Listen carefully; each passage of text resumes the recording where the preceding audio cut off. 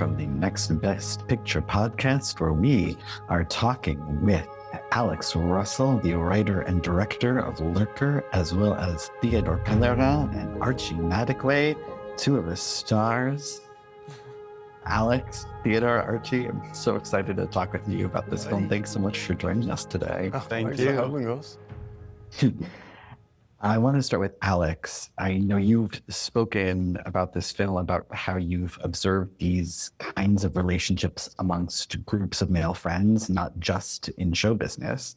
And I'm curious how much of Lurker is based on things you've personally felt versus things you've observed in others. I think it's a mix of both. I think it's told, the voice of the movie is told by someone who's been in a situation where, I don't know, you're in a room full of people that you want to impress. I think that's very relatable to anyone.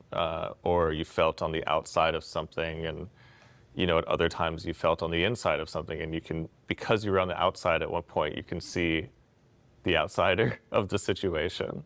So I think sometimes you're Matthew, sometimes you're Oliver, and it doesn't have, it doesn't need to have anything to do with like celebrity or the music world. You could just be in a group of people and want to be the one who is looked at or is not looked at. If that makes sense. Yeah, I think it does. Absolutely. My next question is for Archie and Théodore, which is, what was your first reaction to this script, but specifically in terms of how much of these characters you recognized from your own experiences? It was such a long time ago that I read the script for the first time that I don't really remember like my initial reaction to it. Out just more than like loving it and being excited by it and being, when you read something and you don't stop reading it until it's done, it's kind of a great sign that it's a great script. For me, nothing that comes close to a personal experience with something like that. Not at all. They're not like that in Canada. Not like that up in Quebec City, no. They're just hanging out and everyone's equal. Yeah, you're right. Yeah. I guess for me, I had seen versions of it for sure. I definitely feel like I'd seen versions of it play out. I was really interested in just the way in which a person's environment can change them and the people around them can change them and can bring up things in a person that they didn't necessarily know was within them.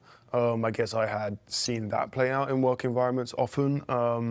And that was a thing that I recognized lots in the movie. And there's some crossover here between the world of music and the world of acting, but actually they're very different. They're quite different worlds, and the ritual of being a musician is very different to being an actor. You take off your costume and you go home and you go back to being yourself, but it's your entire life as a musician. And so, yeah, it was just something that thing kind of very much in focus was the thing that I sort of recognized, but the thing that I was interested in examining, I guess. It's fascinating. Oliver has a line in the movie about how he's trying to pass his friends off as professionals. Mm-hmm. And there are many moments in the film where it seems like the group is kind of flying by the seat of their pants a little. And I'm curious, Alex, if this is kind of how it feels working on independent projects these days. Well, I think in my case, it was the reverse of that, where I was trying to get everyone else to pass me off as a professional. I was the person with probably the least set experience of anyone on my set, including the PAs. So in a way, I was like really prioritizing hiring people who, when we talked, it was like, hey, I haven't spent too much time on set. All I've got is this script and, opinions about how it should feel. And it would be people who are like, well, that's okay. I got you. I know my part of this. I know how to, you know, whether it comes to department heads or the cast, they were like, we've been here before. We can see this movie. And if we all see the same thing, you're going to be fine. So I think it was, yeah. He was trying to pass me off as a professional. Successfully. Yeah, it worked. I would say now so, yeah. everyone thinks that I kind of knew what I was doing the whole time. You did. I mean, on the basis of the finished film, it sure seems like you did. He did, very much. But one of the most important parts, I think, to the film's success is the music, not just the score of the film, but the songs that Oliver sings. So I'm curious, Alex, what led you to Kenny Beats and how the collaboration worked in creating the music for Oliver? Well, he and I have known each other for many years, and you know, we've been friends socially. And he is like, you know, he has a YouTube show where he can create a song of almost any genre with any artist within a matter of like 30 minutes. That's 10 minutes. Huh? I think it's 10 minutes, isn't it? Well, the YouTube video is 10 minutes, but it takes longer to make it. Really? It's edited. I thought that there was like a clock. Anyway, this is not, we're coming into your time. You know, I was kind of like, you know, once it gets to that point, I'm going to have Kenny at least do the score.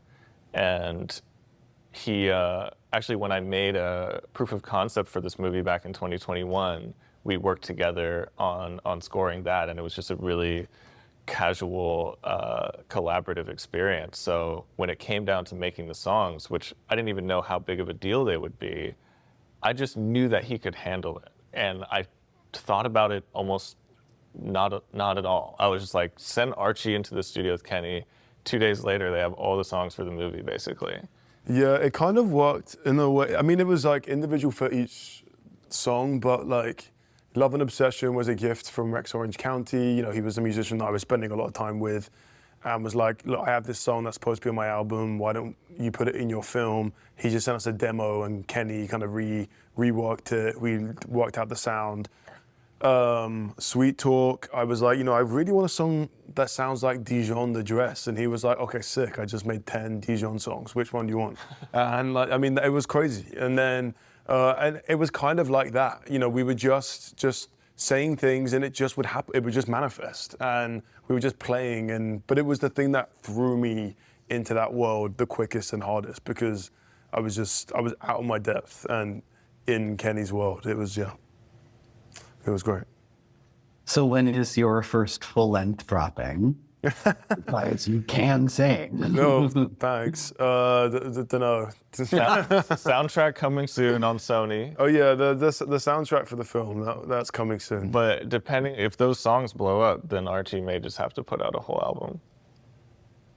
But as Archie or Oliver. Well, obviously not as Oliver. Oh. What the hell? I just cosplay as Oliver for ever. I don't know, why not? I think that it's what the people deserve. Thanks. Maybe. The last question for all of you is just thinking about the music in the film. What was your favorite musical sequence to shoot for each of you? Let's start with Theodore. Let's start with me. Yeah. Favorite musical sequence to shoot? Mm-hmm. I loved, well, I wasn't there, but I loved the live show that you did. Mm-hmm. The live show, I was like backstage and I was looking, and it was just so exciting. We were all like so giddy backstage, like seeing it happen. That's when we felt you had turned into Oliver. Yeah. Was when in the blue, Yeah. when we were in that like theater space and you were performing these songs to no one. And we were getting the close-ups and everything. Oh, you mean that? No, I was. Oh, you're talking about the talking concert about the concert. concert. The concert. Okay. concert with the. I almost forgot about that one. The concert probably was the same for me, because it was so exhilarating, because, you know, we crashed a party, like a live, like Zack Fox threw a party. So all these people like had come to see something else, to see Zack play. And in the middle of it, he was like, yo, we're shooting a film. Everyone like face the stage and get hype.